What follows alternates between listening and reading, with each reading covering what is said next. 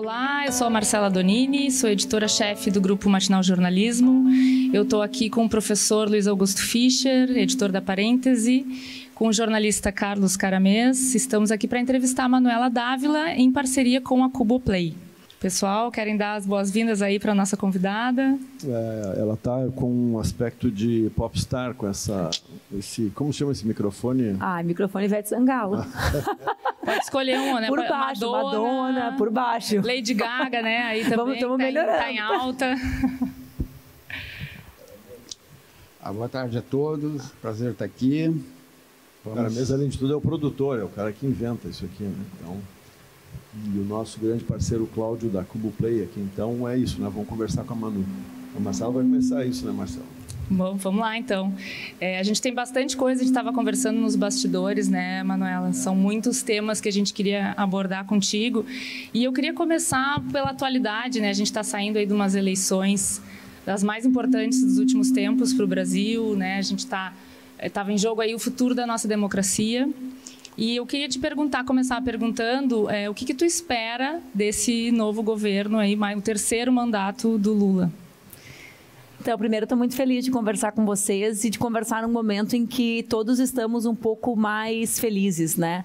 Eu estava na Feira do Livro alguns dias e fiquei muito impactada com isso, como as pessoas, de maneira ordinária, assim, como quem não deve nada a ninguém, estão aparentemente, visivelmente mais leves, né? Porque nós vivemos 4 anos de muitas violências, de violências que foram cometidas de maneira repetida contra todos nós outros. Nós tínhamos que sobreviver a isso e todos os dias levantar e seguir a vida e trabalhar e criar os nossos filhos e sair na rua. E para quem é militante, nós tínhamos que seguir construindo caminhos de luta, mesmo que fôssemos submetidos a tudo isso todos os dias. E acho que há um ambiente mais leve, e eu atribuo esse ambiente mais leve à ideia de que a democracia venceu, né? Porque nós somos muitos e somos muito diferentes. Eu quero começar falando sobre a minha perspectiva a partir da análise que eu faço da nossa vitória, né? Eu acho que a gente precisa ter consciência do grau de dificuldade que tivemos para vencer, mesmo com Lula, que é o maior de todos os líderes políticos, não só do Brasil, talvez dos líderes do mundo, do ponto de vista de número de votos, inclusive né? Mas eu falo do exercício da liderança, da notoriedade pública, talvez seja o líder político mais relevante do mundo. Sim, imediatamente ele chamou a atenção do mundo todo, né? Talvez equivalente ao Lula do ponto de vista da notoriedade, só Barack Obama, né? Como um líder global, assim, que exerce um tipo de poder objetivo e subjetivo nas nações, nos presidentes, na luta política global. Então, mesmo com Lula, mesmo com uma frente amplíssima, que é manifestada pelos 10 partidos que compuseram aliança com Alckmin de vice, mas é muito além disso, né? Como eu costumo brincar nas reuniões que eu participo, era uma frente com Xuxa, Angélica e as Paquitas, né? E a gente pode estender para Fátima Bernardes, e eu falo isso para ilustrar que era mais ampla do que nós jamais tivemos. Eu era muito pequena nas diretas, né? Eu era nascida, mas não, tinha 2 anos de idade, mas não sei se naquele momento nós chegamos aí tão dentro de um espaço que nos é proibido, como é o espaço da mídia tradicional, usando essas referências, né? Então, com tudo isso, a nossa vitória foi uma vitória gigantesca do ponto de vista do seu significado, mas muito apertada do ponto de vista da votação nominal. Por que eu trago isso? Porque eu acho que é importante que nós pensemos em como voltar a dialogar com a maior parte do povo brasileiro. Se é fato que uma parcela grande que adere às ideias do bolsonarismo, mesmo sem Bolsonaro, eu falei isso quando nós perdemos a eleição de Porto Alegre, né? Eu dizia isso, Bolsonaro não botou aqui, mas o bolsonarismo venceu, atenção. A gente agora vê que eles prescindem de Bolsonaro. Bolsonaro não quer golpe, vai embora, nós não estamos aqui por ti, nós estamos aqui por causa do exército. Então, mesmo com essa parcela que adere ao bolsonarismo, digamos, ao ideário bolsonarista, uma parte grande dos brasileiros não está absolutamente deslocado para o lado de lá. Eu não posso conceber que metade do povo brasileiro seja fascista, né? Deixa eu te fazer uma pergunta assim, de ordem pessoal. Tu tivesse algum embate com algum familiar, alguma pessoa próxima, não precisa dizer o nome naturalmente, mas nesse percurso da eleição, tu tivesse alguém que não vai participar da ceia de Natal agora. É que, no meu caso, a violência ela foi muito longa e muito anterior à eleição do Bolsonaro, né? São pelo menos, se a minha filha tem 7 anos, são pelo menos 8 anos que eu sou submetida à violência que antecedia a chegada do Bolsonaro à presidência, né? Física, verbal, na internet.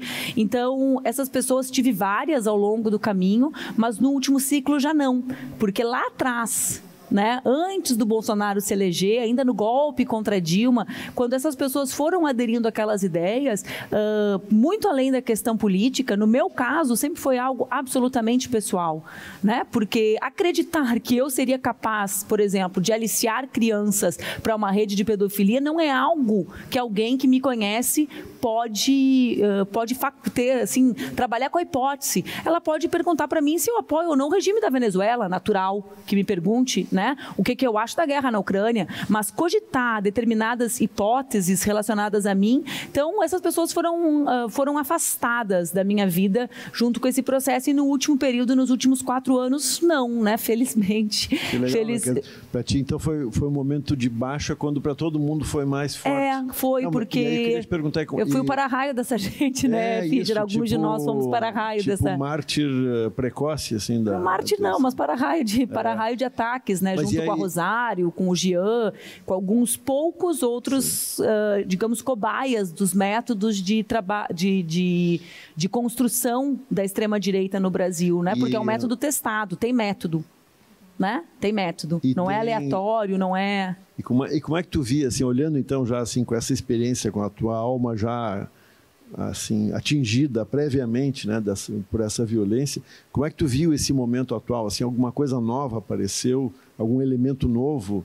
Tipo assim, estou pensando porque, não pensando em pessoas, em indivíduos, mas tipo isso, acampar na frente de quartel, sabe? Sabe tem 2 questões que me surpreendem, e elas não são relacionadas a eles, elas são relacionadas a nós. Eu me dedico muito mais a pensar na gente do que pensar neles, porque eu acho que a gente tem que entender como que a gente vai se comportar politicamente e publicamente nessa disputa para deslocar setores grandes de brasileiras e brasileiros para essa ideia de um Brasil desenvolvido e justo, com democracia e, portanto, com diferenças políticas no marco democrático. Não quero que as pessoas pensem igual a mim. Eu na minha vida toda, nunca pedi um voto para um amigo meu.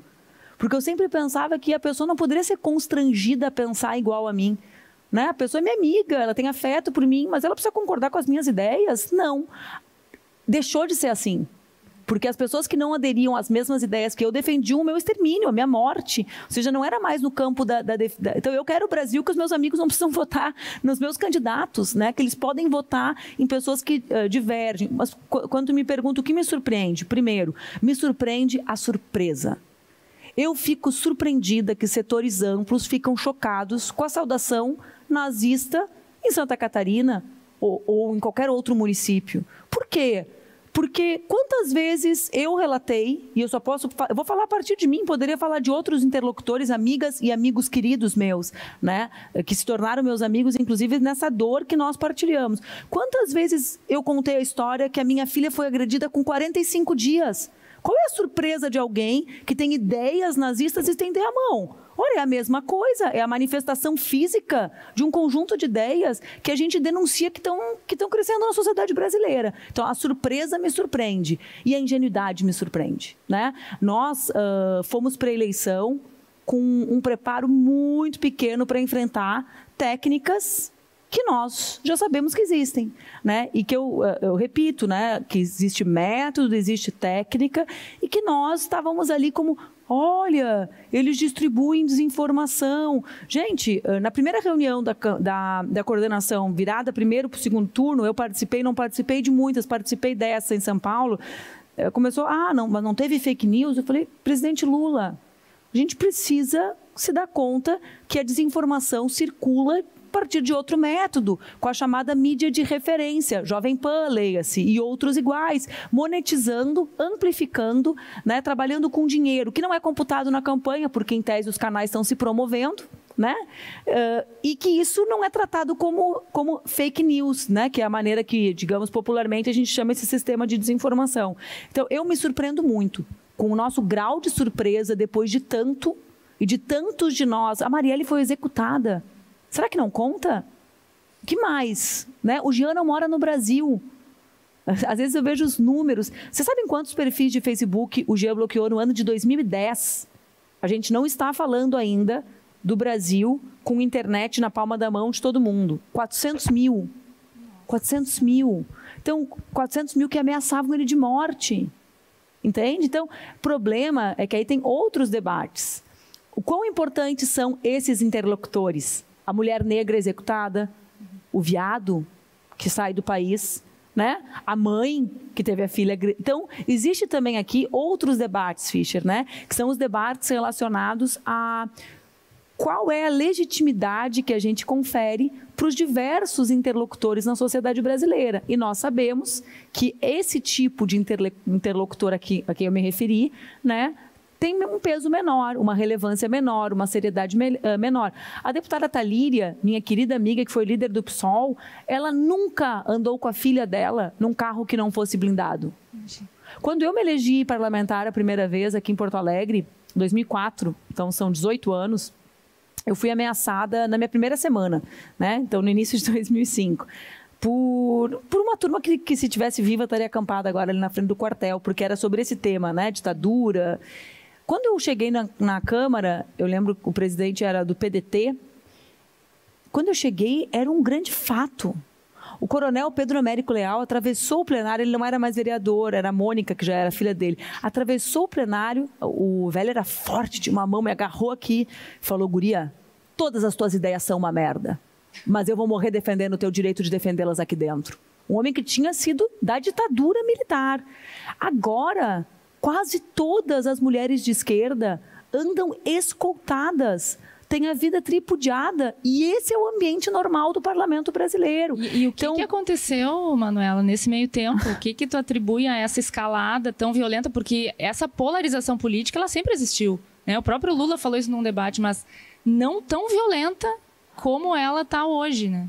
É que eu acho que isso não é a polarização política, né? Isso é a essência da Constituição do Brasil vindo à tona, sabe? Como se fosse um vulcão que expele seu magma, assim, das suas profundezas e que explode, né? E que quando ele vem, ele vem. Por que eu falo isso? Porque o Brasil ele é fundado em cima de violência, né? O extermínio dos povos indígenas com a chegada dos portugueses, a violência dos 10 milhões de pessoas que foram tiradas do continente africano com violência no processo de escravização, 5 milhões vieram ao Brasil, 500 mil foram aos Estados Unidos, né? Então, esse número ilustra um pouco qual que é a fundação do nosso país. A nossa ditadura militar agora tá muito badalado, o 1985, né?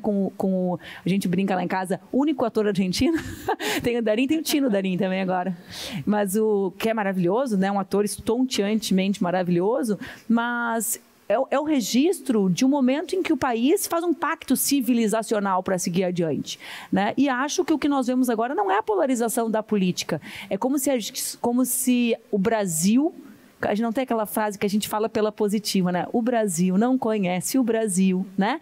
O Brasil está também conhecendo parte do que é o Brasil, né, do país que permitiu, durante décadas, que milhares de jovens negros fossem exterminados e que isso não computava na cena pública.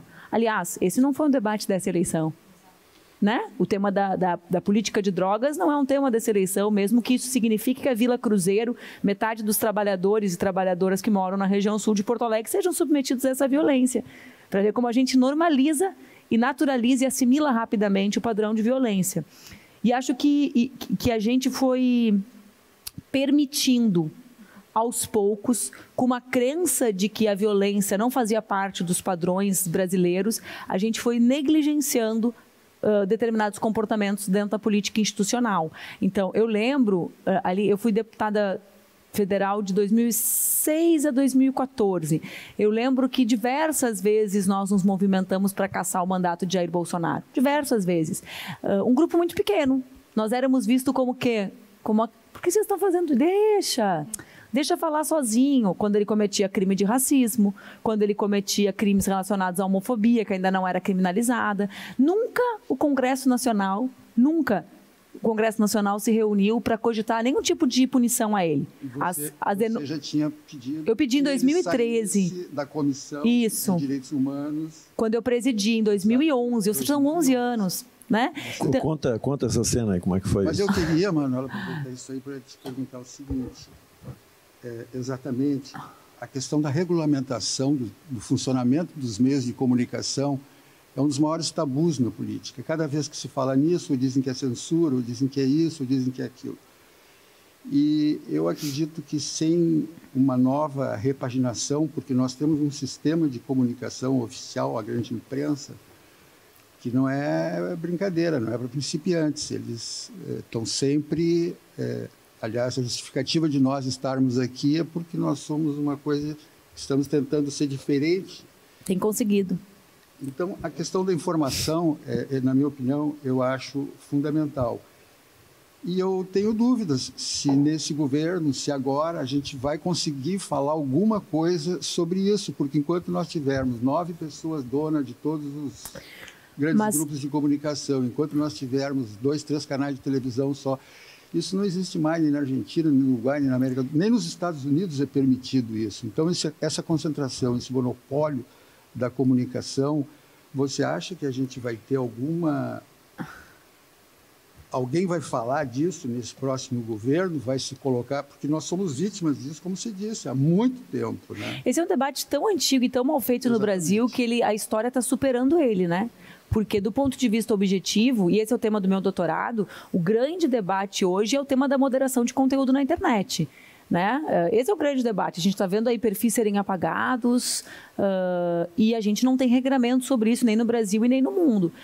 Para mim, o grande tema da regulamentação da mídia, que é relacionado à comunicação regional, né? E a perspectiva de um país como o nosso continental ter diversidade que seja contemplada, sobretudo regionalmente, toda a diversidade é importante, mas aqui a mais danosa para o Brasil, na minha interpretação, é a gente não ter a possibilidade dessa diversidade de programação regional ser estabelecida. Está diminuindo, né? Aqui no Sul, a gente, dentro dos grandes grupos, tinha uma programação muito maior do Grupo RBS do que temos hoje. E a gente sabe a diferença nisso, por exemplo, na cena cultural do Rio Grande do Sul. O pessoal fala milagrosamente, vejam o rock gaúcho, vejam o teatro gaúcho.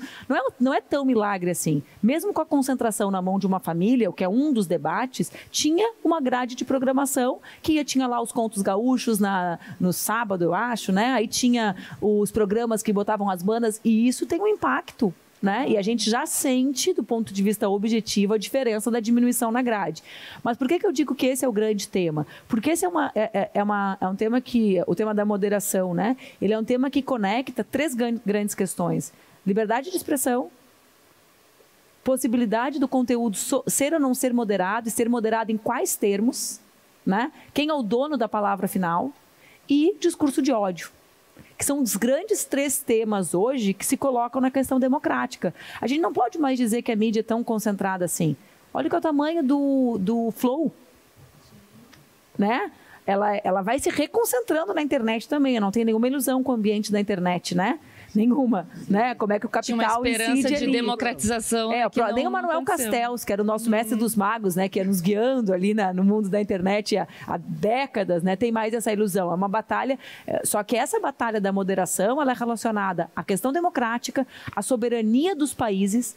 É um negócio pesado, gente. Eu, por exemplo, eu acho que eu tenho legitimidade para falar como vítima, não só como quem estuda, né? Sou uma das pessoas que eu dedico a minha vida a combater fake news, né? Mas, objetivamente, eu quero saber qual é o critério para remover cada conteúdo. Porque pau que bate em Francisco, bate em Chico. Amanhã é o meu conteúdo que vai ser removido, sem regra. Você entende? Por que o matinal não vai ser removido? Quem garante? Então, a gente não... Agora, quando tiraram o perfil do Trump, eu disse, todo mundo soltando foguete. Não, eu acho que existem razões para ser removido. Ponto 1. Só que eu quero saber quais são as razões. Não fica claro, regras claras, públicas. Por quê? Porque não é concessão como era a televisão, né? Então, é um buraco que fica ali. Então, para mim, essa é a grande questão, né? Se na época anterior, a gente era muito radical, né? Defendia radical na defesa da ideia de que toda remoção deveria responder ao devido processo legal, né? O devido processo, era até um mantra. Né? Aí veio a pandemia. Bom, nas eleições de 2018, né? Eu lembro na campanha, eu ficava apertando F5 falando com o advogado, sabe? O juiz ainda não decidiu, 15 milhões. 21. Porque roubou compartilhando conteúdo na casa dos milhões, né, em instantes, enquanto o juiz está dormindo, porque é normal que o ser humano durma, os robôs é que não dormem, né? Então, se não é isso, mas o que é, né, Fischer? Com qual regra? Quais são as regras de cada plataforma? Né? Como que se relaciona esse capital transnacional com as democracias dos países? Vejam, na eleição espanhola passada, no dia da eleição, o WhatsApp decidiu ser super amigo da democracia e apagou os grupos de WhatsApp dos partidos. Não é grupo de partido que divulga fake news. Quem era o partido que tinha mais grupo no WhatsApp? Vocês acham que era o Vox ou era o Podemos? Então, aqui tem questões que estão intrincadas com a democracia, que nunca foi um valor para as grandes economias do mundo, né? A democracia sempre foi um enfeite para os Estados Unidos. A democracia nos outros países, né, sempre foi circunstancial. Então, tem a questão da democrática e a questão da soberania, que não é uma questão qualquer num mundo que se redesenha geopoliticamente. Eu acho que, às vezes, a gente ficou tão, com razão, né, gente, tão com a cabeça enfiada no nosso buraco, porque o nosso buraco era muito grande, né? A gente botou a cabeça para olhar e não tinha fim no Brasil de Bolsonaro. Que a gente foi parando de ler a realidade com algumas questões que ela ainda tem que ser lida. Princípios, né? Claro. Né? Eu tenho um amigo que diz assim, a gente pode voltar a ler a realidade olhando assim, onde estão os grandes países, as grandes economias? Podemos olhar onde estão as classes sociais, quem os bancos apoiam? A gente pode tentar voltar a olhar um pouco assim agora? Né? Porque não se fala mais de capitalismo, né? Então, o capitalismo é isso. Então, aqui tem uma grande questão. O mundo está, vou usar uma palavra suave, numa violenta transformação, né? Numa crise do ponto de vista humanitário sem precedentes, né? O fluxo de imigrantes, não só pelos conflitos, mas pelas questões climáticas, gigantesco, né? A questão da maneira como nós vamos, enquanto espécie, sobreviver, né? Um capitalismo em crise continuada. Né? Deixa eu só voltar China ocupando. Então, vai vendo. É nessa loucura que a gente está enfiado, Fischer. Com essa tua leitura assim, mais complexificada, né, da coisa da comunicação, como é que tu viste o papel do Janones? Eu brinco com ele que eu me foi o cara que foi. Acabei me tornando amiga dele, mas eu brinco cada vez que ele falava comigo. Tu sabe que eu falo mal de ti, né? Vamos começar pelo princípio. Tu sabe que eu falo mal de ti. Eles podem falar, então eu falo para todo mundo, mas a gente pode ser amigo falando mal de ti. Eu acho que tem várias questões, né, gente? Primeiro, a nossa turma, de maneira absolutamente humana, tinha vontade de ter um Carluxo para chamar de seu, né? Porque isso mobiliza ali, e a nossa turma era muito presa nas pautas do bolsonarismo. Então, eu acho que o efeito psicológico sobre a nossa militância foi o principal efeito que o Janones conseguiu, sabe? De fazer a nossa turma saber para onde olhar. Por quê? Porque as redes do presidente Lula, e nisso eu e o Janones compartíamos a crítica absolutamente, eram muito insuficientes. Elas não comandavam. Do ponto de vista da comunicação, né? Tinha uma diferença gritante entre Lula e Bolsonaro. A campanha do Bolsonaro era toda organizada a partir das redes. Inclusive, a TV e o rádio era organizado a partir das redes. Não só a partir das redes dele, a partir do que a esfera pública, redes sociais, debatia e consumia, e eles monitoravam e distribuíam, né? Então, saía daqui a visão de Brasil que eles queriam trazer. E tudo que a gente assistia era construído a partir disso. A do Lula era o inverso, era uma coisa nos 80. A partir da TV, eles construíam a comunicação. A TV não comanda mais nada, eu não tenho TV aberta na minha casa. A minha filha nem conhece os canais, gente. Né? Eu só tenho streaming. Por que eu vou pagar aquela maquininha lá, que eu não vou dizer o nome, com aquele preço, se eu compro aquilo de streaming e só vejo o que eu quero? Né? E consigo ter uma programação do planeta inteiro, de países que não me chegavam antes, por exemplo. Então, a campanha do Lula era organizada, faltava uma voz. Né? Aí o Instagram dele era lindo, fotos maravilhosas do meu querido amigo Ricardo Stucker, mas não era em tempo real. As pessoas queriam saber. E o que eu digo sobre isso? Por quê? Porque a internet ela tem essa dimensão.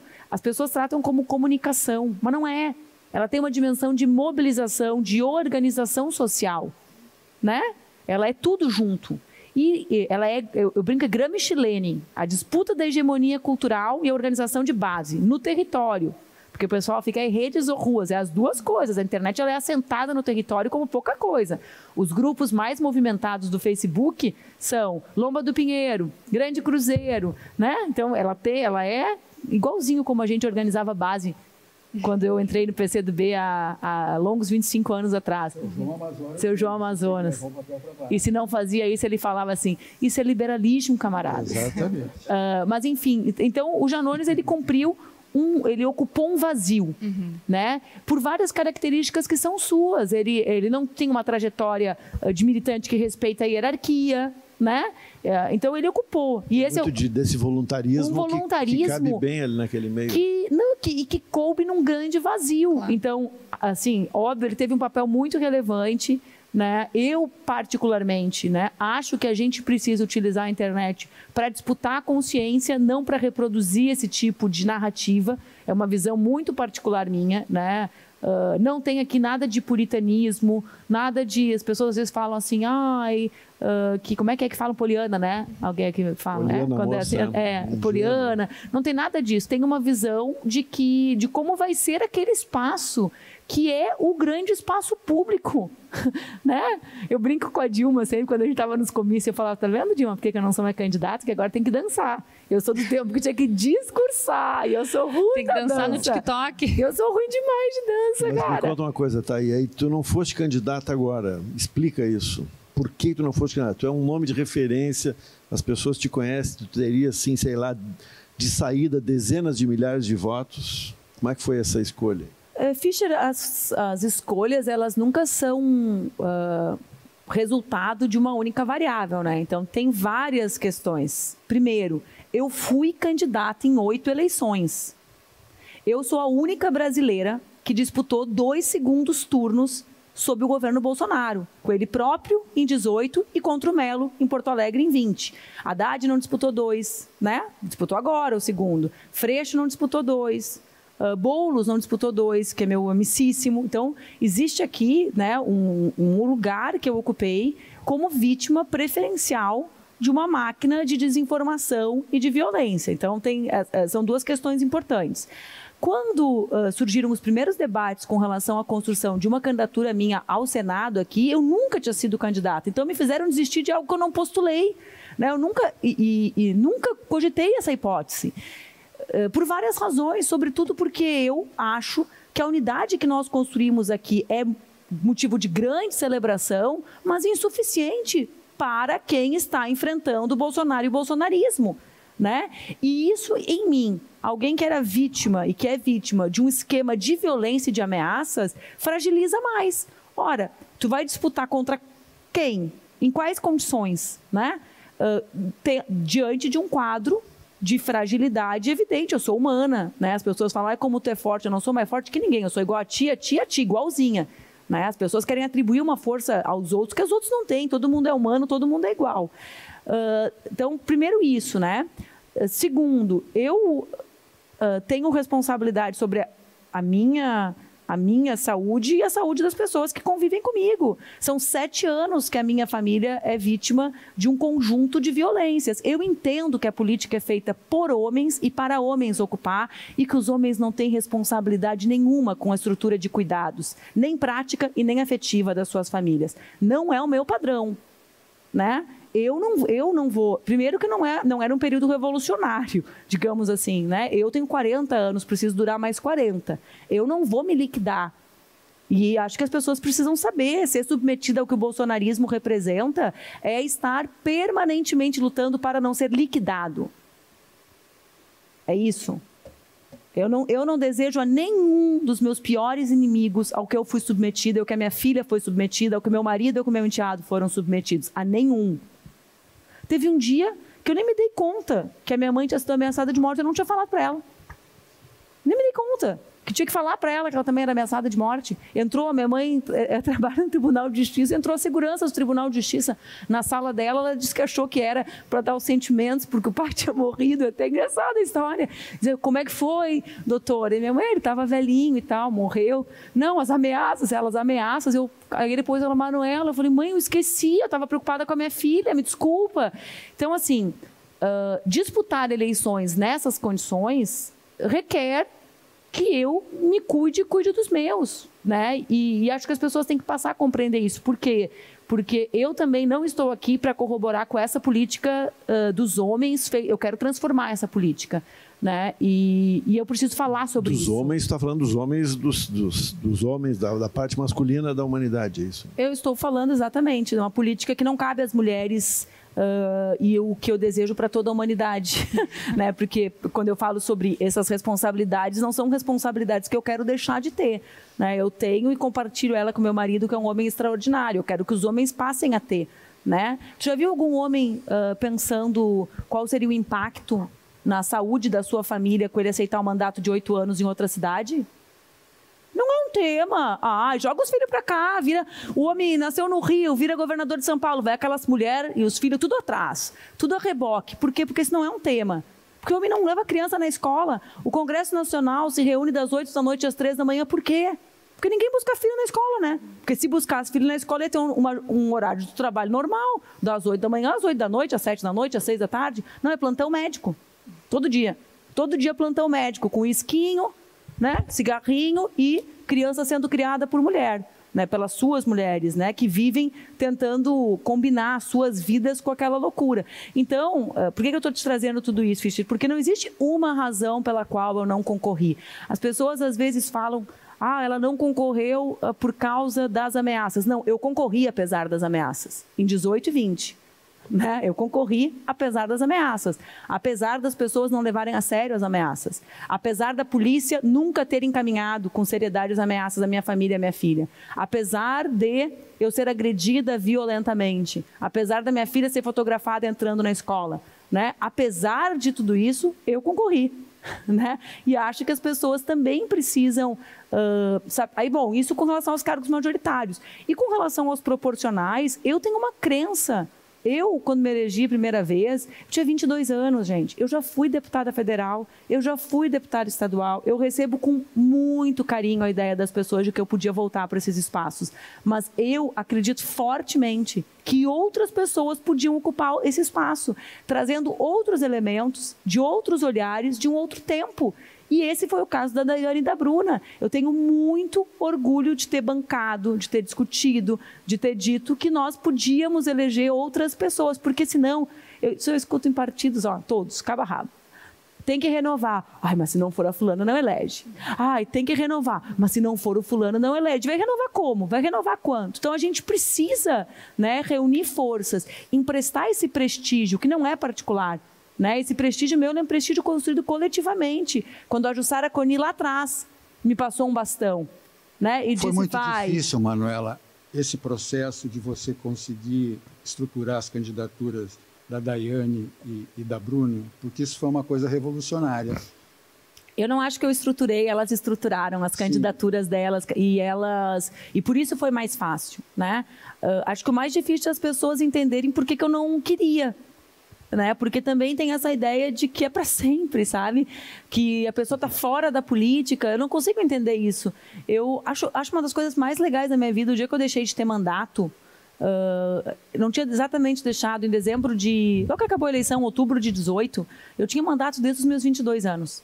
Eu nunca, desde os 22, financeiramente, vivi do que a política me... O Duca dizia assim, vamos descansar. Eu falei, eu tenho que entregar meu mestrado, eu tenho que revisar, eu tenho a banca. Vamos descansar, eu tenho que entregar o livro, esse da capa. Ele falou, por que tu tá assim? Temos que falar dele. Ele falou, por que tu fica assim? Eu falei, Duca, eu preciso trabalhar, tu não tá entendendo. A Marina, que é minha sócia, sabe, acabou a eleição de Porto Alegre, domingo, na segunda eu falei, vamos tomar um café ali na frente da casa de cinema, que era o lugar que a gente locou para ser produtora. Aí ela, vamos, o pessoal assim, deve estar destruído. Eu falei, Marina, olha só, a gente vai trabalhar assim, assado, e eu quero saber se tu quer ser minha sócia nisso. Ela, vamos conversar outro dia? Eu falei, não, cara, eu aqui não tenho quem me sustente, eu preciso trabalhar. Eu, se fosse uma pessoa, eu ia pensar assim, que massa que ela trabalha, né? Que ela faz faz política, trabalha, não precisa depender do partido, que ela tenha esse grau de autonomia, que eu fico correndo. O pessoal me dizia assim, ai, vai trabalhar em Minas na campanha? Tu não tem vergonha? Eu falei, vergonha, deve ter quem rouba. Eu fui lá, apresentei meu currículo, sou boa nisso, querem me contratar? Estou aqui à disposição. Ai, mas tu podia estar andando com o Lula no Brasil? Podia, meu amigo, mas eu tenho a escola da minha filha para pagar. Entendeu? Tenho vida aqui, o arroz e feijão ali, eles entram por algum lugar. Falando agora da universidade, uma pergunta que é uma curiosidade mesmo que eu tenho. Tu começa a tua militância muito jovem e tal, né, no movimento secundarista, com formação política no partido, no movimento estudantil e tal. Tu tinha teoria política na cabeça. Mas essa teoria agora ela foi confrontada com o debate conceitual, teórico da universidade nesses últimos tempos, que desconstrói, reconstrói, bota para cima, bota para baixo. Então, como é que que balanço tu dá nisso? Assim, aquela menina que aprendeu política lá e a pensadora que agora está... Tu está terminando o doutorado, é isso? Tô no meio. Não, terminando, não começa a antecipar os prazos, que a pessoa surta, sai correndo aqui da entrevista e vai ler. Não, mas esse confronto, sabe? Esses professores, sabe, fazem, é muito normal para eles, banca, tese, artigo, eles normalizam tudo. Na verdade, eu não fiz movimento secundarista de maneira organizada, né? Até participei do Grêmio da minha escola, mas numa posição mais periférica, fazendo jornal, que era o que eu queria fazer, era jornalismo. Mas meu pai sempre foi militante do PT, né? Um militante não organizado, mas da Universidade Federal de Pelotas. E o meu pai sempre fez eu conviver assim, com muitos ambientes. Eu convivi muito com o MST na minha infância, com os assentamentos. Quando ele vinha para Porto Alegre, a gente não morava aqui, a gente ia na feira de orgânicos, ele explicava. Então, eu tinha uma consciência muito grande do mundo. E meu pai sempre foi um ambientalista. Esse papo louco de cientista, sabe? Da galera que é ambientalista a partir das questões científicas, não? Então ele falava contra o CFC, sabe? Contra agrotóxico, mas não tinha comida sem agrotóxico, era um horror na minha casa, era um horror isso. Não tinha o que consumir, né? Que não tivesse veneno. Então ele tinha essas coisas muito fortes nele. E a minha mãe é uma mulher muito lutadora, assim, muito precursora na questão da vida dela enquanto mulher, mas foi assim que eu caí na universidade. E eu fiz jornalismo e ciências sociais. Quando eu entrei na universidade, eu comecei a militar na esquerda, mas ainda não no PCdoB, né? E naquele tempo, tinham diferenças muito grandes entre o PCdoB e o PT no movimento estudantil. Duas delas foram as que fizeram eu decidir. Uma, eu estudava na PUC e na URGS. E eu sabia que na PUC era a maior parte dos meus colegas que eram trabalhadores, porque eu estudava de noite. Então, tinha muita gente muito mais pobre que eu, né? Eu sabia a dificuldade, a galera se esforçando. Não que na URGS estivesse rico, mas eu via ali de noite aquela galera ralando para pagar mensalidade, entende? E aí, uma parte grande do PT, para não ser injusta com todo, era contra crédito estudantil, como foi contra o ProUni depois. E eu falava assim, cara, tudo bem que tem que investir na universidade pública, mas não é justo. O cara está aqui tentando ser jornalista, é a única maneira. Eu sei que ele vai se endividar, eu sei que era naquela época refinanciamento de Creduc, né? O FIES chamava Creduc na época.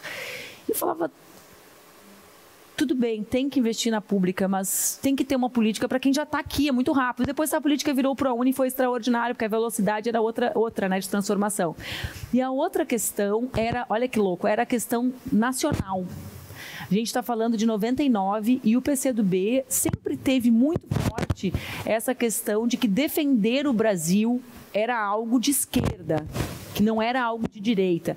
E a esquerda, naquele momento, que agora, né, parecia uma eternidade, 10 anos depois da queda do Muro de Berlim, né, gente? O Muro de Berlim, eu só lembro que um dia caiu o muro e meu pai falou assim, nossa, caiu o Muro de Berlim. Eu pensei assim, que engraçado, todo mundo assistindo o muro cair, né? Tipo, a minha memória do Muro de Berlim era essa. Mas eu pensei assim, a esquerda tinha uma tradição que confundia internacionalismo com a ideia da defesa de nação, né? E eu falei, cara, isso aqui, essa turma aqui tem razão. E aí que eu fui indo por esse caminho. Uma convicção intelectual, assim, então... de quem estava começando, Você fez parte da UJS? Fiz parte da UJS. Aí eu entrei na UJS, que não era um partido, né? Eu ficava olhando e fiquei olhando muito tempo todo mundo. Eu fui me filiar ao PCdoB, eu já militava no movimento estudantil há 2 anos e meio. Né? Eu olhava assim muito, porque eu também não tinha pretensão de ser política. né? Então eu também não tinha aquela pressa em ter um partido e tal. Eu queria ser jornalista, queria dar aula de teoria da comunicação. Era o que eu queria. Eu entrei, fiz os dois, tentei fazer os 2 cursos para isso. Nas ciências sociais, a comunicação era um curso muito voltado para o mercado naquela época, né? A maior parte das faculdades ainda é. Eles mudam o currículo para o mercado e não se dão conta que eles têm que formar o profissional menos voltado para o mercado, porque o cara vai se adaptar em qualquer mercado, né? Mas tudo bem. Aí, e as ciências sociais era um campo de disputa muito radical, muito violenta. Eu era ali o bibelô, como assim comunista, né? Como assim? Que papo é esse de ser do PCdoB, essa coisa velha, né? Isso aí acabou. Então, assim, eu tive que me forjar muito rápido, porque era assim, a crítica era muito paulada, né? Muito paulada. E aí eu corria que eu era a melhor aluna sempre, que eu pensava assim, esses caras vão me destruir aqui dentro, né? O André Marenco, que foi meu orientador no mestrado, que brinca, mano, ela era a única que fazia movimento estudantil, mas sentava na primeira cadeira e copiava, anotava, debatia e emprestava os cadernos, sabe para quem? Pro Gerson Almeida. Lembra dele, que foi secretário de Meio Ambiente? Meu querido amigo. Então, o Gerson, ele era mais velho, assim, ele chegava sempre atrasado, né? Hoje eu imagino, devia ser que nem eu sou no doutorado, deve ter filho, trabalho, um monte. E o Gerson falava assim, tu não tem teu caderno para me emprestar? Ele é tão bonitinho, tudo com as cores, flechas, anotações. Exemplar. Então, assim, a minha trajetória acadêmica, ela foi desde o início, assim, com muita... Quando eu falo violência, no bom sentido, né? Muita intensidade, assim. Só que, junto com isso, era um momento também, no mundo, de muito debate sobre os rumos da esquerda.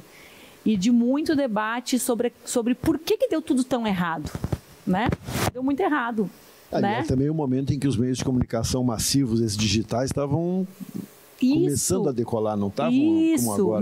Não era. E aí eu fiquei muito impressionada, estou falando, eu tinha 17, 18 anos, né, gente, com essa questão do dogmatismo, sabe? E eu fiz, assim, um certo pacto comigo mesmo, né? E tanto que eles brincam muito comigo. O Renato, que agora já não é mais presidente do PCdoB, dizia que eu era tipo peixe elétrico. Que eu chegava na reunião, assim, só para dar um monte de ideia, assim, e depois não concordava com ninguém. Mas então eu sempre tentei manter vivo dentro de mim esse olhar muito, muito crítico, assim, né? Muito tentando entender, assim, esses lugares muito encaixotados que a gente se coloca muito rapidamente. Muito rapidamente. Na militância isso é quase uma necessidade, tu precisa ter resposta pronta e tal. Exatamente, assim, enfim, claro, né, isso tudo a gente também amadurece com o tempo, né, óbvio, né, não é igual ter 41 como eu tenho agora e ter 22 quando eu cheguei no parlamento, né, é absolutamente diferente. Mas então, assim, e por isso também, depois eu fiz meu mestrado em políticas públicas, o pessoal dizia, mas não são as grandes teorias. Eu falei, sim, mas eu quero entender o que eu vi, existe, né, isso existe, é palpável, eu vejo, eu conheço, tem essas relações, elas são estabelecidas. E as pessoas, por que tu não estuda tal coisa? Eu quero estudar moderação de conteúdo, posso tentar. Então, eu sempre tentei ter contato com coisas que me despertam essa sensação de não saber, né? Eu, por exemplo, eu coordeno um clube de leitura e literatura, eu tenho que me matar para estudar, né? Não é a minha área. O pessoal faz doutorado em literatura. Não, eu quero ter isso como prazer, eu quero poder ouvir outras pessoas que vão me ensinar. Não quero ser a pessoa que sabe tudo, né? Eu quero ter essa questão de continuar acessando. E eu acho que não tem como ser de esquerda e ser de outro jeito, né, gente? Mas então tu não teve assim nenhum baque agora com nesse momento do doutorado, assim, um baque teórico do tipo assim... Eu tenho um baque com a academia há 22 anos, né, Fischer? É um baque contínuo. É tipo assim. A democracia, assim. Sabe aquela frase que a gente fala, a democracia é cheia de limites, mas foi a melhor porcaria que a gente inventou? A academia, eu não vou citar qual programa, mas eu me preparei para fazer seleção de mestrado em outro programa. Quando chegou a bibliografia para mim, falei, mas pelo amor de Deus, querido professor, me desculpa, não tenho condições de fazer essa prova aqui, porque só esses textos na seleção já são de quem é desconectado com o que está acontecendo no mundo, no Brasil, então nem vou tentar ir. Então, assim, mas eu também acho que tem uma mudança radical na academia. O meu orientador de doutorado tem, vou errar a idade, 36 ou 37 anos, e ele é completamente, sabe, é outra onda, que não era a turma de antes. Eu fiz uma disciplina na filosofia agora, sobre vigilância e totalitarismo, vou falar, né, na entrevista, porque eu falei para eles, quando o meu orientador falou, olha, abriu essa disciplina, ela é na filosofia e tal, mas é vigilância e totalitarismo, é bem o tema que te interessa. Aí eu falei, na filosofia, Christian, olha para mim, qual é a minha condição de fazer uma disciplina? Cheguei lá, era uma turma, claro que eu era mais velha, né, mas assim, uma turma de 21, 22, 23 anos, completamente com outra frequência, nada a ver com o que era a turma do meu tempo. Então, sim, eu tenho ranço com a academia desde quando eu estava lá dentro na primeira vez, mas eu vejo uma transformação com uma velocidade, que é a transformação das cotas, e é a transformação do ProUni, que é a transformação do Reúne, né? Que é um movimento mesmo de encontro do povo com a produção de conhecimento. É incrível. É assim, para quem saiu como eu me formei em 2003 e voltei quando eu já era deputada estadual para o mestrado em 2016. Era uma coisa, eu passava... Sabe essas experiências quando a gente viaja e vai para um lugar muito diferente, a gente fica assim... Eu entrei no Campus do Vale como aluna, eu falava assim, Tuca, outro mundo. Pelo amor de Deus, o meu mestrado só tem filho de trabalhador, cara. No meu tempo, eu falava que eu era bolsista do CNPq, eu falava para a turma que eu era bolsista, o pessoal achava que era qualquer coisa, nem entendia o que era pesquisa. Né? Então, mesmo a mudança na pós-graduação, né? Então, por isso que odeiam tanto também tudo que a gente fez, né, Fischer? Porque a universidade sempre foi o templo sagrado da direita. Deu certo, né? Claro, pelo certo. A universidade, ela era o grande templo, né? Porque ela é o templo do conhecimento e da produção de conhecimento. Né? Então, ela era o templo da elite brasileira. E a gente entrou no templo e disse aqui, não, meu amigo, essa fé aqui vai ser dividida entre todos nós, ou é de todo o povo, ou não é de ninguém. Eles sabem disso. Esse perfil da universidade, inclusive, me fez lembrar de novo da Bruna e da Dayana, que a gente comentou agora há pouco. E eu queria voltar um pouquinho na questão da renovação dessas lideranças de esquerda, né? Tu achas que esse é o perfil dessas novas líderes? A gente pode falar, a gente fala muito, né, as feministas, de que o futuro é feminino, né? O presente é feminino. Tu acha que é uma saída os partidos apostarem nas mulheres para renovar a liderança da esquerda? Especialmente aqui, que a gente tem visto essas conquistas, né? A Dayana como primeira deputada federal no Rio Grande do Sul, primeira deputada federal negra, sapatão, como ela gosta de frisar sempre, de origem pobre, né? A Bruna também, agora na Assembleia. É uma saída para a gente quem está buscando assim, as novas lideranças na esquerda? Eu acho que é a única saída, não acho que é uma saída, sabe? O Brasil só vai se realizar enquanto nação quando a gente enfrentar a desigualdade tremenda, né? Que marca a nossa realidade.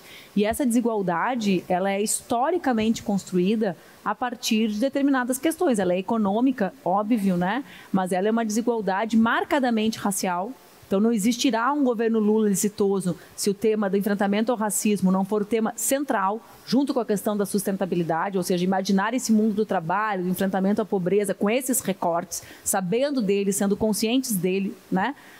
E também a questão de gênero. A pobreza brasileira, ela é estruturada assim. E cada vez mais, né, só acredito na possibilidade da gente fazer esse enfrentamento ao lado do povo. E quem é o povo brasileiro? Se não são essas mulheres como a Bruna e como a Dayana, né? Elas são o povo, as mães das duas, a quem eu conheço e admiro profundamente, são o povo brasileiro. Às vezes recorrentemente, a turma mais... vou nem dizer antiga porque seria injusto, porque não é geracional isso, mas a turma diz assim, essas questões identitárias, né, com um certo desprezo, como se nós estivéssemos falando apenas sobre identidades. Identidades também são importantes, são constitutivas de quem nós somos, mas isso não é sobre identidade. Né? Não existe esse povo brasileiro, né? Não existe esse povo brasileiro sem as mulheres, sobretudo as mulheres negras. Né? Então, eu acho que sim. E eu fui avançando também na minha consciência ao longo do tempo, né? Quando eu me tornei deputada a primeira vez, a questão de gênero não era uma questão central para mim, né? Eu era, digamos assim, uma mulher de esquerda bem tradicional, né?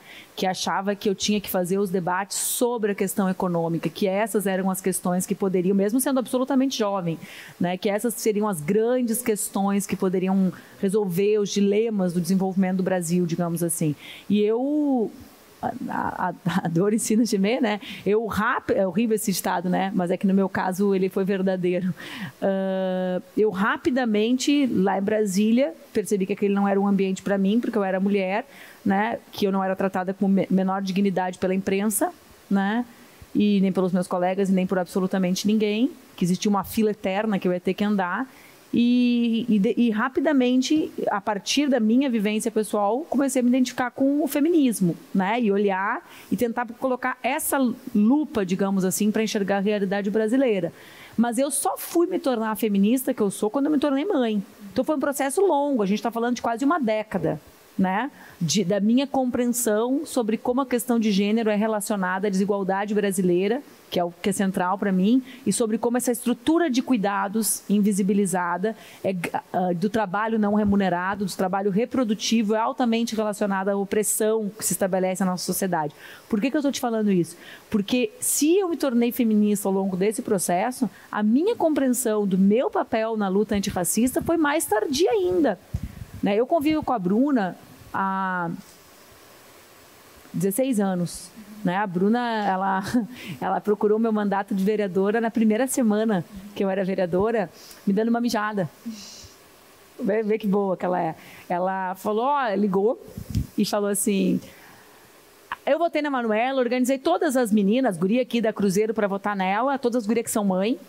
E agora, qual é que é esse negócio que ainda não tem vaga de creche para a mulher que é estudante mãe? Porque tinha na minha campanha de vereadora uma defesa de reserva de vagas nas creches para as mulheres estudantes que eram mães, né? Para poder continuar estudando, ter prioridade, digamos, na fila.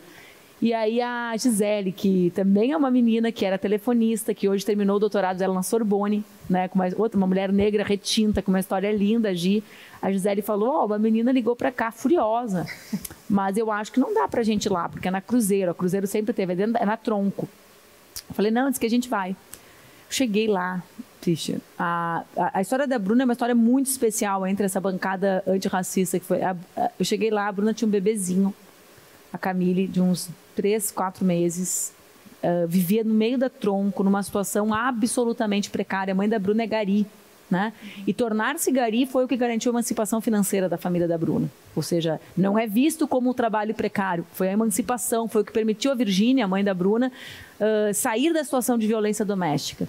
E eu cheguei e reuni aquelas meninas, a gente sentada assim no cordão do meio da areia, assim. E eu fui vendo essa menina se transformar numa gigante, né? Uma menina que tinha abandonado a 5ª série, que está terminando a faculdade, né? Que é deputada, né? Que está nos Estados Unidos a convite do governo americano para conhecer e falar sobre a sua realidade, entende? Então, se não vão ser essas pessoas que vão mudar o Brasil, se a gente não conseguir entender que a política tem que ser feita por todo o povo brasileiro e que a parte que foi alijada do povo brasileiro foram essas mulheres e, sobretudo, as mulheres negras, se a gente não se dá conta, enquanto pessoa branca, que se nós não precisamos fazer nada, porque as mulheres negras sabem fazer tudo, né? Por elas, dizer assim, eu não quero esse lugar, eu quero que vá para esse lugar. O que eu me referi antes, esse meu prestígio ele não é individual, ele é obra de um esforço coletivo. Várias pessoas vieram antes, várias pessoas me permitiram que eu me construísse com a minha capacidade. Não estou tirando mérito pessoal, mas não tem meritocracia nisso, entendeu? Não é assim, eu fui lá e brilhei. Não, eu tenho várias qualidades, mas dentro de um esforço coletivo que me permitiu ocupar esse espaço. Então eu acho que também nós, pessoas que adquirimos essa notoriedade, né, que posições de destaque. Agora é influência, né, que fala. Essa influência, também temos que fazer gestos de dizer, olha, eu ocupei esse espaço, eu sei que esse espaço é muito difícil para uma mulher branca, mas eu sei da relevância, evidentemente, de uma mulher de luta negra ocupar esse espaço. E é o que eu disse, eu não tive que fazer muito, porque as duas são muito melhores do que eu fui. E isso é o extraordinário da luta, né? A gente olhar que quem está vindo é muito melhor do que quem veio antes. Eu queria, seguindo nesse papo aí, porque a gente vê esses avanços, né? Tu falaste aí de movimento feminista, movimento antirracista, e aí vem a reação, né? A gente teve essa conquista das gurias, 2 mulheres negras, mas a gente teve deputados mais votados, tanto estadual quanto federal, aqui pelo Rio Grande do Sul, são pessoas que estavam apoiando o governo de Bolsonaro, né? Então, aí entrando no tema do teu livro, né, o Somos as Palavras que Usamos, como que a gente faz esse diálogo? Né? A nossa conversa foi muito permeada sobre isso, né? Tu tem te dedicado muito ao tema da desinformação. Eu sei que essa resposta tu não vai ter para nos dar agora, mas assim, como é que a gente começa a refletir sobre isso e qual é o ambiente possível para a gente começar a pensar num diálogo? Porque é excelente que a gente tenha conquistado esse espaço com as gurias, mas e aí? Como é que a gente vai fazer esse diálogo com quem está completamente desconectado com essas lutas? Então, quando a eleição de 2018 acabou, eu escrevi o Revolução Laura, que eu escrevi durante a eleição, e aí eles pediram para fazer um livro sobre feminismo. Falei, cara, tem dezenas de livros teóricos sobre feminismo prontos, sabe? Tem, inclusive, livros simples. Por exemplo, a Márcia Tiburi tem um livro extraordinário, que é Feminismo para Todos. Até mudou o nome agora, que é o Feminismo ao Contrário da Solidão, de tanto que eu enchi o saco dela, porque essa frase é lindíssima, né? O feminismo ao contrário da solidão é uma frase lindíssima e virou o nome desse livro dela. Falei, eu não quero fazer um livro sobre feminismo assim. Aí, o que eu fiz?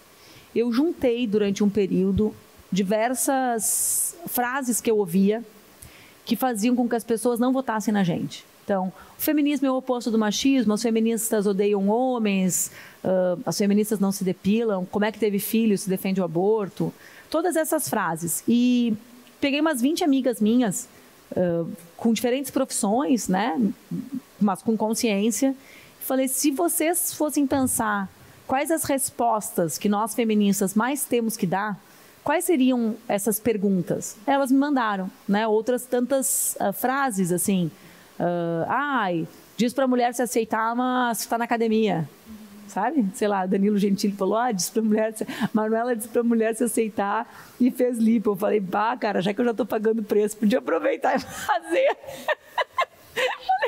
Não estou pagando preço que eu nem fiz, né, Fischer? Mas eu falei, tá aí, vou aproveitar, já tem o vídeo já está rolando, vou aproveitar e vou criar o fato. Mas, enfim, peguei e sistematizei isso numa ideia de que nós precisávamos falar com essas pessoas, porque como marxista que eu sou, embora ainda seja estranho para as pessoas ouvirem que existem marxistas, eu acredito na disputa da consciência das pessoas, né? Os trabalhadores, eles não vão para a fábrica, para a loja, né? Essa classe trabalhadora mais moderna, para o Uber, com consciência da exploração que eles sofrem. Vocês imaginem se alguém tivesse chegado com o presidente Lula, vocês sabem que o presidente Lula foi se organizar bem tardiamente, né? Ele estava lá em São Bernardo e ele circulava no entorno do sindicato para jogar bola, né? E se organizou na chapa do sindicato por causa do futebol, não por causa da política. Vocês imaginem se alguém tivesse olhado para ele e dito assim, qual é seu pelego? Tá no meio da ditadura militar, não te deu conta que tem exploração, mais-valia, né? Nós vamos meter o Lula. Provavelmente, porque ninguém que é hostilizado se aproxima de alguma coisa, né? É antinatural. Se tu me disser que tu sendo hostilizado, tu vai te aproximar, tu tem algum problema para tratar, né? Então, falei, poxa, a gente tem que tentar conversar com essas pessoas. É óbvio que eu entendo que a pessoa possa não querer conversar. Óbvio, eu sou mulher, eu sei exatamente tudo que eu vivi nos últimos 41 anos da minha existência, mas se eu quero transformar o mundo, não adianta eu ser feminista para mim. Eu sou a grande feminista, eu transo com quem eu quero, eu crio minha filha. Enquanto isso, tu tem um marido que é um idiota que te bate. Enquanto isso, tu tem um cara que te agride, que te dá boa noite Cinderela. Ou então, tu vive numa boa e a tua filha vai sair na rua e vai ser vítima de violência. Então, eu tentei trazer para aquele... Eu estou falando sobre isso para chegar nisso, tá? Tentei trazer para aquilo essa ideia que o Paulo Freire chamava de generosidade pedagógica, né? Da ideia de que a gente precisa disputar a consciência das pessoas com relação a pautas que nós também avançamos. Eu não fui sempre feminista. Então, alto lá com essa ideia de que existe uma pessoa pronta, absolutamente letrada sobre tudo. Eu me tornei uma mulher que tenta, duras penas. Ontem eu mandei uma mensagem para uma amiga minha, isso aqui não está errado o que estão fazendo com o fulano, porque eu sou heterossexual, como é que eu não sei tudo de tudo, né? Então, se a gente pode não saber, por que a gente não faculta o outro o direito de não saber? Por que eu estou te dizendo isso? Porque eu acho que uma parte das pessoas, não vão botar palavras nas minhas bocas, pessoal que está assistindo, uma parte das pessoas que se deslocam são pessoas que não se sentem aptas a estabelecer diálogos conosco, por causa de avanços que nós conquistamos. Tem medo, evidentemente, claro, meu avô tinha medo de homem de brinco. Meu avô dizia, nossa, ele botou brinco na orelha, é mulher. Né? Uma vez eu gostava de um cara que tinha cabelinho comprido, porque isso é isso, cabelo comprido viado, não era assim? Então, é o medo, né, de uma transformação que é irreversível, de avanços que nós construiremos. Bom, então eu acho que a gente tem que se esforçar para conversar com essas pessoas, para ser menos hostil, sabe? E eu sempre uso o exemplo desse meu avô, que era muito querido, que viveu a vida inteira na fronteira. Meu avô, se eu tivesse um filho menino, ele nunca ia dar uma boneca para esse meu filho. Eu podia olhar para ele e dizer, seu idiota, tu não te dá conta que pegar uma boneca é simplesmente a reprodução da prática do cuidado com uma criança que todos os seres humanos poderiam fazer e que isso não tem nada a ver com sexo e sexualidade? Ou poderia dizer, ô vô, você já pensou que quando o Joãozinho está ali com a boneca, ele só está imitando o que eu faço com ele? Por que para ti é tão sério? Por que criar o filho te faz... Por que tu acha que criar e cuidar do filho te faz viado, né? Que é a maneira pejorativa que usam. Tu entende? Então, eu acho que tem caminhos para a gente percorrer. O livro, ele é como se fosse o Porque Lutamos de vários temas, né? Que eu pego capacitismo, eu pego racismo, escrevo um pouco. Durante a escrita do meu texto, eu fui notando expressões que eram expressões que eu julgava menos acessíveis, né? Então, branquitude, né? Punitivismo penal, puxava no meu próprio texto ali na hora, não, essa palavra aqui eu estou achando que ela é do senso comum, transparente, ela não é. Puxava uma seta e me dedicava a escrever sobre ela. E aí, só que claro, eu não sou, como eu disse, eu não tenho a pretensão de que esses livros sejam livros altamente sofisticados. Eles são livros para começar. E aí indico, então, um conjunto de obras para adultos e para crianças sobre aqueles temas e um conjunto de perfis que produzem conteúdo nas redes sobre aqueles temas para quem quer se aprofundar. É como se fosse um primeiro passo. É engraçado que as pessoas, principalmente, como o pessoal do Parentes não é assim, eu vou falar, tá? Mas principalmente o pessoal do universo da cultura, assim, né? Uma vez uma jornalista falou assim, eu achei o livro um pouco pueril. Aí eu falei, ele é para jovens? Eu falei, não. Ele é para pessoas da nossa geração. Os jovens já sabem disso. Quem não sabe disso, né, somos nós. Né? As meninas jovens, eu tenho uma sobrinha de 12, a minha irmã que tem 47, fala assim, não posso falar mais nada em casa. Pelo amor de Deus, para de influenciar a Isadora. A Isadora agora, a minha irmã é obesa, ela fala, eu falo coisa de gordo, ela diz que eu estou sendo gordofóbica, eu não aguento mais, ela quer que eu fale gênero neutro, eu não entendo. A de 12, então, provavelmente a Isadora pensa assim, eu já sabia disso. Mas a minha irmã, que é uma mulher trabalhadora comum, vai olhar e vai pensar, eu nunca tinha me dado conta que quando eles falam em punitivismo, né, quando eles falam em encarceramento em massa, eles não estão falando que tem preso demais só. Eles estão falando que é um mecanismo de perpetuação e de aprofundamento do racismo no Brasil. Né? Então, eu tentei criar chaves explicativas muito simples para a retomada desse diálogo. E a gente vai precisar. E isso eu também, desde 2018, falo, sabe? Eu lembro que teve um carnaval antes da pandemia, que o pessoal botava uma plaquinha assim, né? Eu avisei. Ou assim, quem votou, não quero... tinha umas piadas, né? Assim, com isso. Falava, gente... Ou a gente vai tentar conversar com as pessoas que não estão junto com a gente, hoje não vai mudar o mundo. O teu cálculo é tipo isso, assim, que 25% desses eleitores do Bolsonaro são irrecuperáveis, mas os outros dá para conversar. Posso fazer piada politicamente incorreta? Pode, eu sou de humanas, eu não tenho que fazer cálculo. Era assim, tão sofisticado. Isso que eu sou de humanas, né? Tipo, meu mestrado foi todo com pesquisa quantitativa ali, foi um negócio desafiador. Mas eu não sei o percentual, sabe, Fischer, mas eu... só sei que não será possível reconstruir o Brasil e que não será possível mudar. Sabe qual é a minha preocupação? Minha preocupação ela não é eleitoral.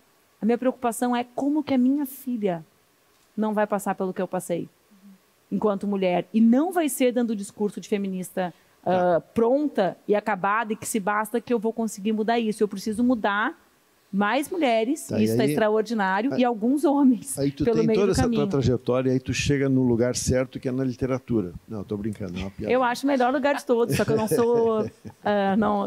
eu sou só alguém que fica contemplando, que nem militante que vai só para ouvir o discurso dos outros e que fala, eu fico ali olhando maravilhada com esses mundos todos. Isso era uma pequena piada só para... É uma piada certa, eu não achei piada, achei verdadeiro. Não, mas eu queria te perguntar mesmo isso, como é que foi a tua entrada, assim, porque daí tu entra no mundo da literatura, não só da literatura de ficção, mas enfim, dos ensaios, dos livros que explicam coisas e tal, mas tu chega nisso depois de uma história de militante, de mulher com mandato, com a estudiosa acadêmica e tal, e aí tu chega nesse mundo dos clubes de leitura e tal. Conta essa história, essa passagem. É bem, eu desde pequenininha, Fischer, eu fui alfabetizada pela minha irmã mais velha. E a minha irmã mais velha me alfabetizava com livros com pequenos romances, né? Assim, pequenos romances, tipo Feliz Ano Velho, quando eu tinha uns 10 anos, me traumatizou, nunca mais pulei na cachoeira, graças a ela, mas tudo bem, a Luciana, ela me alfabetizou assim, né? Então, eu sempre tive, digamos, o meu espaço sagrado, meu, individual, sempre foram os livros.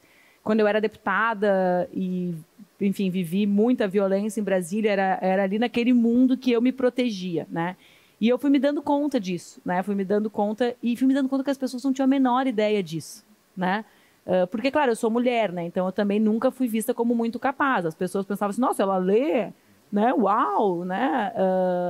E aí, por que eu estou falando isso? Porque o que aconteceu? E aí eu comecei, eventualmente, eu li um livro muito bom e comecei a postar nas minhas redes sociais.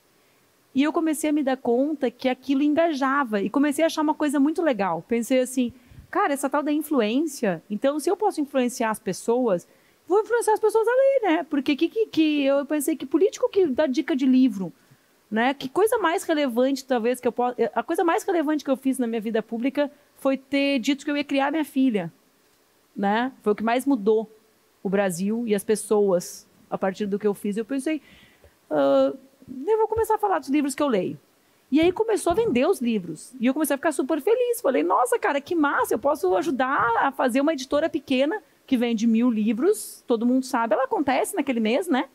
Então eu comecei a curtir aquilo e comecei a propositalmente colocar. Tu tem números, assim, uma experiência de algum número desses? Assim, no clube tem, nós esgotávamos as edições da Nós, da Buxia Mecheta, depois, da Escolastique Mukassongo. A gente conseguiu, a partir do clube da Igiaba, que é aquela autora italiana Somália, a gente conseguiu esgotar as edições, novas edições tinham que ser feitas. A Annie Ernaux mesmo, lá atrás, né, eu tenho um amigo muito inteligente, eu falei para ele ler, ele falou assim, eu não gostei tanto. Aí eu pensei, nossa, o cara é todo da história do direito, filosofia, deve ser essa coisa toda mesmo, eu que devo ter me encantado demais com ela. Aí deu uns 10 dias, ele, reli, não estava atento aos detalhes. Aí eu, quando ela ganhou o Nobel, eu falei, desculpa, né, de nós dois aqui, a pessoa mais gabaritada sou eu, né, mas enfim... Gabaritada é muita fronteira, né? Às vezes vem os meus 15 anos lá. E aí eu comecei, então, a colocar ali e pensei, nossa, que massa! Porque eu, basicamente, leio mulheres, né? É uma opção minha. Tento ler pessoas mais de fora, assim, do circuito, né? Então, mulheres negras do continente africano, da Ásia. Fico tentando ali buscar. E aí logo veio a pandemia. E aquilo começou a ficar maior, as pessoas atrás. É um fenômeno da pandemia de leitura, maravilhoso, de associação. Né? E aí começou tudo. E aí, nesse mesmo momento, tinha uma outra coisa legal. No instituto que eu coordeno de combate às fake news, a gente parou de fazer palestra em escola. E aí a gente decidiu transformar a venda dos meus livros em cestas básicas. E uma cesta básica que vinha um livro dentro. Então, a gente começou a circular mais nesse ambiente meio coletivamente ali, né? Por desespero para conseguir garantir comida para as pessoas, que de onde a gente vai tirar o dinheiro? Doamos 100 toneladas de alimentos, só com venda de livro, né? E aí a gente foi indo, e aí quando acabou, eu falei, cara, mas eu gosto tanto disso. E no final, as pessoas que vêm conversar comigo sobre políticas mais interessantes são as mulheres que vêm falar comigo sobre esses livros, né? Que leram e que querem discutir. Eu falei, vou criar um clube. Aí eu reuni esse meu amigo que não gostou do lugar, uma outra professora que é da área boa, né, da literatura, que já chegou lá, e aí eu discuto com eles, monto os roteiros, a gente monta roteiros mais aprofundados e encontro essas mulheres para ler e debater o livro todas as semanas. A gente já está na 5ª edição dele, né? São centenas de mulheres que se reúnem. Agora, inclusive, tem uma edição especial rolando só sobre a Annie Ernaux. Realizei e falei, gente, desculpa, né? Modéstia à parte, a gente lê 1 ano e meio esse livro, mas vamos fazer. Então, e aí acabou sendo um lugar muito legal, porque realmente usar a literatura não como válvula de escape da realidade, mas como lente capaz de mediar a realidade é extraordinário. E é como a gente tem um grupo que muda, porque todo semestre abre as inscrições, mas tem um grupo mais ou menos sólido ali, de umas 500 que são firmes, né, que vão em todos. E aí o que eu vou notando? Como essa experiência de ser a mediadora, Fischer, é a mais fascinante, sabe? Porque aí elas leem, por exemplo, a Emecheta, né, que é, para mim, a grande escritora nigeriana. Elas leem e elas falam assim, nossa, que horror essa situação de violência, né, que ela submetia na Nigéria. Oferece um espelho. Exatamente, sabe? Ou então, leem a Vegetariana, que a gente leu junto, né, também, da coreana, da Kansan, que tem outro livro até melhor, que é Ato Humano, que até só que não é tão badalado. Aí lê aquilo e fala, nossa, que horror na Coreia, né? Como as mulheres... Então, assim, e a gente tem um critério, que é o critério de ler só obras de autoras mulheres. Só autoras mulheres e de diversas regiões do planeta no semestre, né? Só teve uma exceção, que era o Clube dos Meus Sonhos, mas que eu tive que fazer uns com mulheres antes, mas que era um clube maravilhoso que a gente fez, que a gente leu Marrom Amarelo, leu Supridores e leu O Avesso da Pele. Esses 3 em sequência, assim, que foi também... E a gente quase sempre consegue debater com o autor. Isso é uma coisa também muito legal, né? Nesse clube desse semestre, por exemplo... Tudo virtual, digital? Tudo virtual. A gente vai receber as 6 autoras. A gente recebeu a Teresa Cárdenas no primeiro mês, a gente vai receber a Sefiata, agora nigeriana, vai receber a Samantha, que é uma argentina, a Samantha Schweblin, que escreveu Kentucky, que é um livro muito interessante, que é o livro. Recebeu a Mariana Salomão, que era brasileira dessa edição. Ela é maravilhosa, né? Quem mais? Sempre me falta alguma autora, mas conseguimos receber as 6. Então, também é muito legal isso, né? De fazer... no nosso caso, tem algo, né? Homens não leem obras de autoras mulheres, né? Tem estudos que mostram isso, né? Pesquisas que mostram isso. Então, é um grupo... São 97% mulheres as participantes. E tu falaste em 500? Em geral, são mais participantes. As 500 são as que vieram em todas as edições. Mas já é muito, um número extraordinário. É muito legal. É muito legal. Nesse da Ani, agora, que é um clube louco, que são 5 livros em um mês, e encontro toda semana para discutir cada um dos livros e conteúdo de suporte sobre a obra dela, sobre os livros. Aí nós somos 250, mas mesmo assim é muita gente, né? Muita gente. Sempre tem bolsistas. Então, eu fiz a primeira edição. E claro, né, tem editor, tem o Juliana que me ajudou com os roteiros, então tem uma grana que a gente precisa para operar aquilo ali. Aí eu falei, cara, só tem um problema, né? Não tem condições de não ter mulheres negras, a gente aqui lendo a Buxia Mecheta, né? A Escolastique Mukassongo, que são maneiras também de repensar o mundo, né? Tu botar uma autora de Ruanda diante de uma plateia que não sabe o que aconteceu aquele genocídio há 20 anos, né? Então... E aí a gente criou uma política de bolsas, né? A gente tem hoje, basicamente, 25% das participantes são mulheres negras que participam recebendo os livros, porque o problema da bolsa é esse, né? Não era...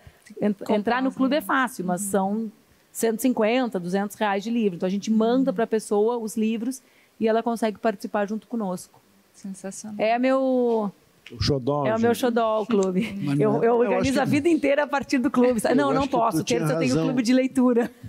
Tu tinha razão de não te candidatar, tá certo. Manuela, não ia conseguir ler mais nada, né? Eu queria te perguntar o seguinte, o combate às fake news, e combate não quer dizer briga, etc. O esclarecimento, enfim, tratar desse problema das fake news hoje é uma coisa fundamental, importantíssima. Não é? Porque Sim. É o polo gerador de toda uma... Como você vê nesse próximo governo que nós vamos ter aí?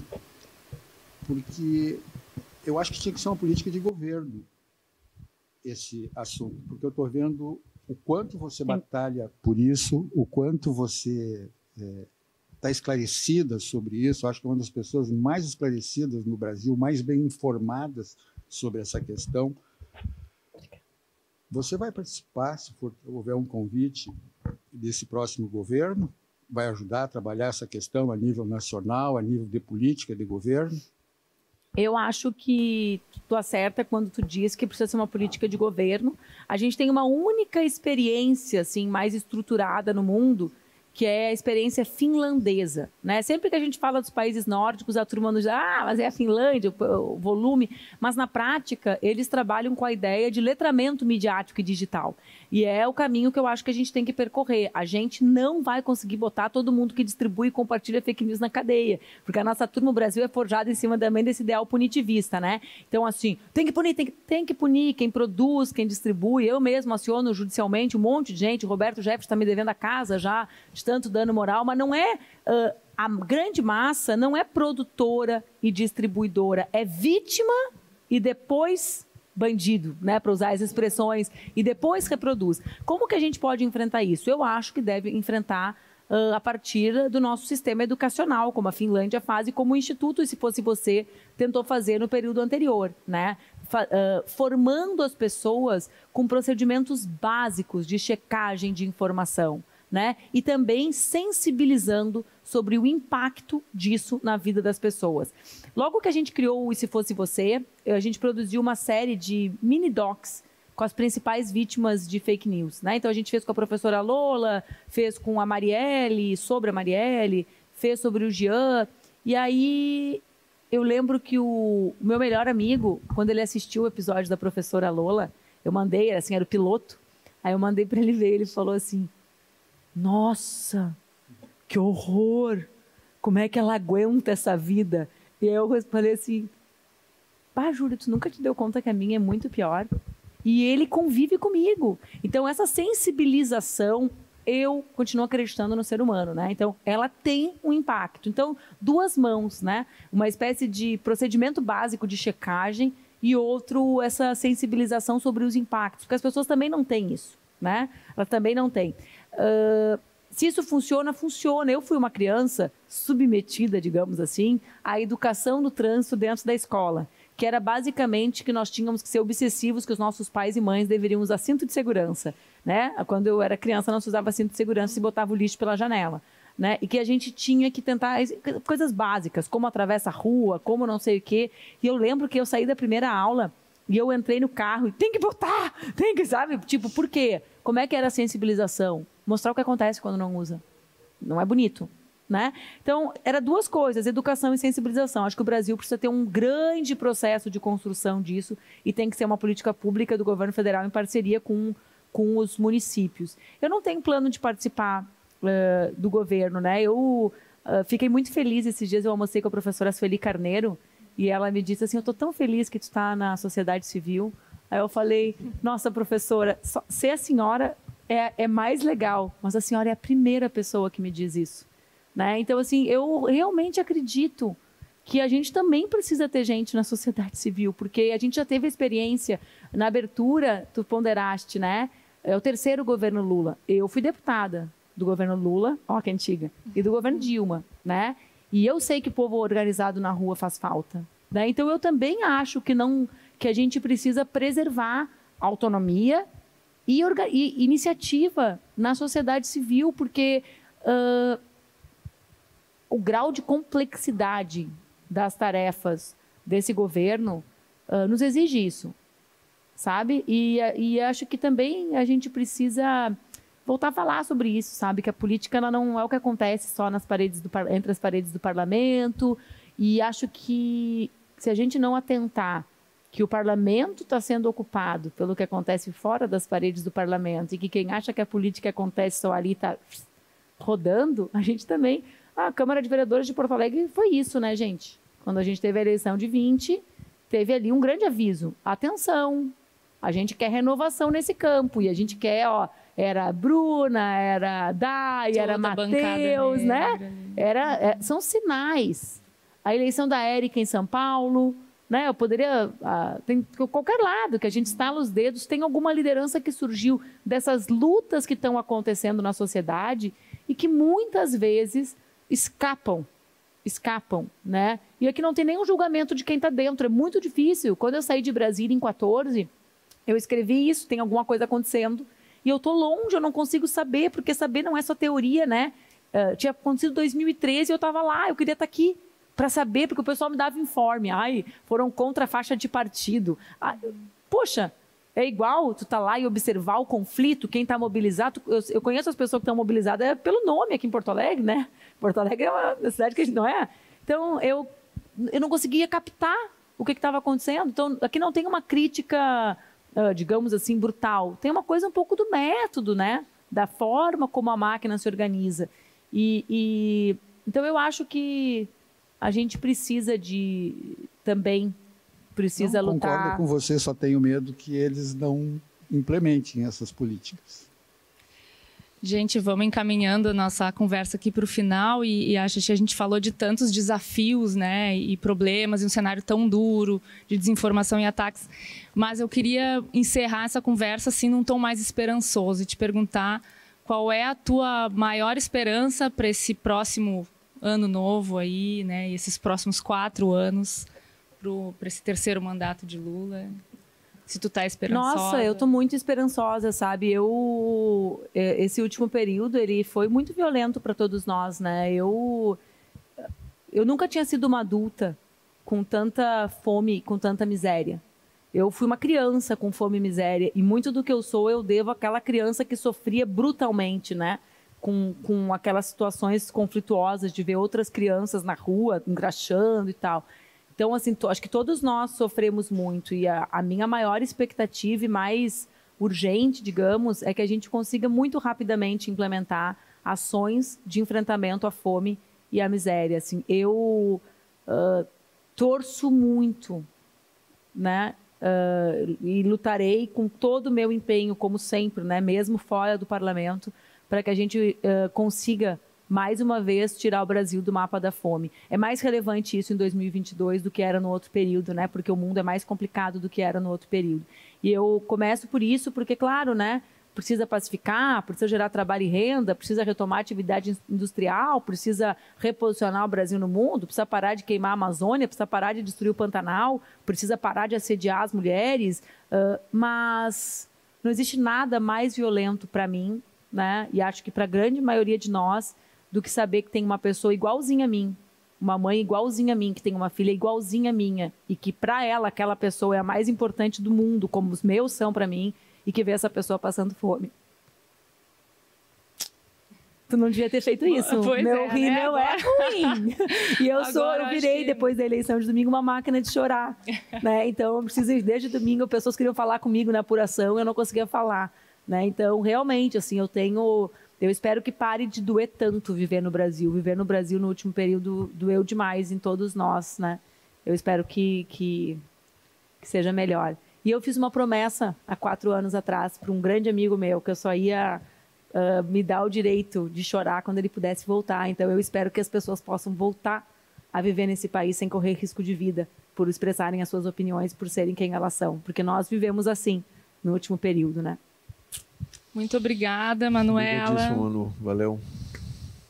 Obrigada, Fischer. Obrigada, Caramês. Muito obrigada a todo mundo que está nos assistindo aí. Acho que a gente encerrou bem emocionado aqui com a conversa. E é isso. Até a próxima.